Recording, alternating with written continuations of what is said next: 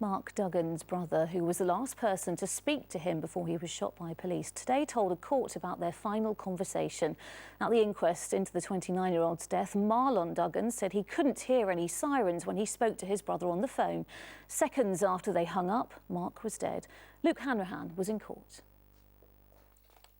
Rioting, which began in Tottenham and spread across the capital into towns and cities throughout the country. What triggered the violence and destruction was the death of one man, Mark Duggan. Police had followed him after receiving intelligence that he was carrying a firearm. An officer shot twice, believing Duggan was reaching for a gun, and presented a threat. Mark Duggan was hit in the bicep and the chest. He died shortly afterwards. His funeral was attended by hundreds of people. Marlon Duggan, one of those carrying the coffin, was the last person to speak to Mark before he died.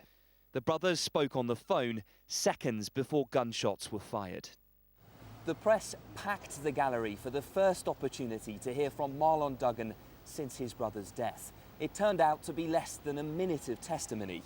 Ashley Underwood QC, acting counsel for the inquest, asked what state of mind was Mark in when you spoke to him.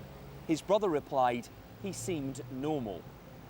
Marlon Duggan said it was just like any other day. Ashley Underwood QC asked, could you hear sirens over the phone? No, said Duggan. How did the phone call come to an end? I'm not too sure. I just know he told me to meet up with him on the Broadwater Farm estate. Michael Mansfield, QC for the defence, opted not to question Marlon Duggan. The inquest, which began 3 weeks ago and is scheduled to go on for 2 months, will eventually hear evidence from 100 witnesses. Luke Hanrahan, ITV News.